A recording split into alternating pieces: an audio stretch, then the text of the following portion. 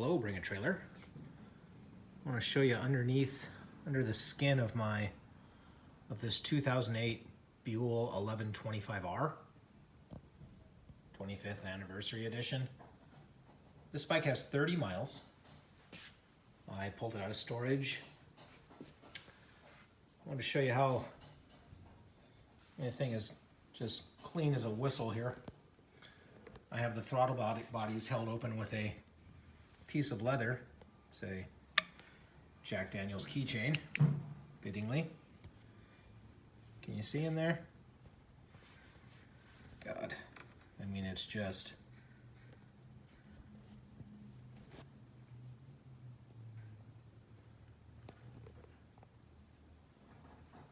It is just hyper clean. All right. Let's get the key fob out of there.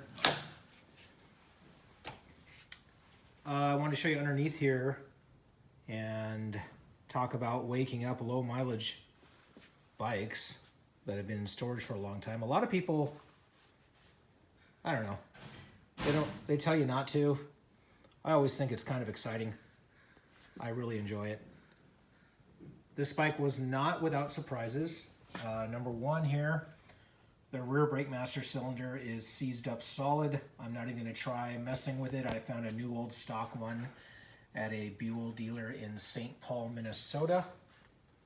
So that will be installed before the auction starts, actually. And the left rear turn signal is broken from people bumping into it while it was in storage, etc. So again, I found from that same place in St. Paul, I found a new one. So that will be here. I'll install that. Got a new Duracell, a copper top. Remember that commercial with that real solid sounding door closing? That's what I think of. So I did run into something that all the people warn you about. This is the kind of thing people warn you about. This bike has a condition where key off or key on at all times, the fuel pump will run. That's irritating. So my technician friend and I, Robert and I, we looked into this. So you can see the keys off. We got the software and the cable to hook to the computer and etc., which was very helpful, but it boiled down to like just thinking about it. So again, the symptom is fuel pump runs key on or key off. So here's the connector to the fuel pump. This is the fuel pump side. This is the bike side. So the two center wires, the red and the black in the center, they are larger gauge than these two outer wires. The red and the black are the main power and the main ground for the fuel pump. And the smaller wires to the outside, the green and the brown one, those are the fuel level sensor, okay? So that's your fuel pump circuit. And right now, I don't have the main battery fuse in, little 30 amp guy. I'm gonna put that in here in just a second. So let's talk about the fuel system a little bit more. Buell, with their fuel rail, let me grab the flashlight. With their fuel rail, here's the rail going up to the forward injector.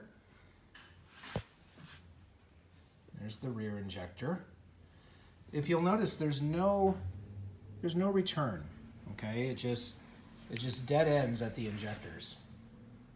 There is also no fuel pressure regulator. So how do they modulate the fuel pressure? They have a sensor, okay? It tells the computer what's going on. And the way Buell does it is they pulse the ground wire for the fuel pump and to maintain the pressure that they want the system to have. So here's the other thing. Key on or key off, they have a constant 12 volts to the fuel pump. That's crazy. So we'll get back to that.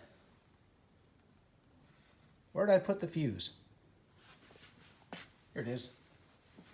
Okay, let's put the battery fuse in, and remember the key is not in the bike right now. Battery fuse, 30 ampere. Goes right here.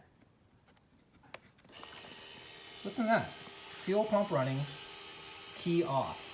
So let me show you something. This is the ground wire for that fuel level sensor.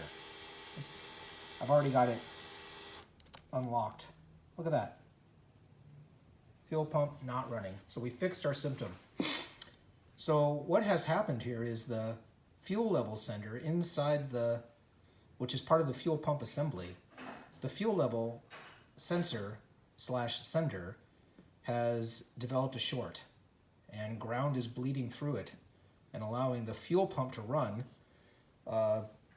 helped along by the fact that Buell runs 12 volts to the fuel pump all the time. So that fixed our symptom right there. Fuel pump lives right there. So Buell, the way this worked when you could buy the fuel pump assembly is that was the only way to get the sensor. It came with the fuel pump assembly. Now a company in the Netherlands has remade just the sensor with the proper ground wire, etc., that I have purchased and will come with this bike. Now I'm not going to install it, but it will come with the bike. But for now, with this wire disconnected and isolated, the bike runs and rides normally, no problem. However, obviously the fuel sensor light on the dash does not work. Well, you don't have to take my word for it. Let's see if it runs. Heck yeah, 30 miles.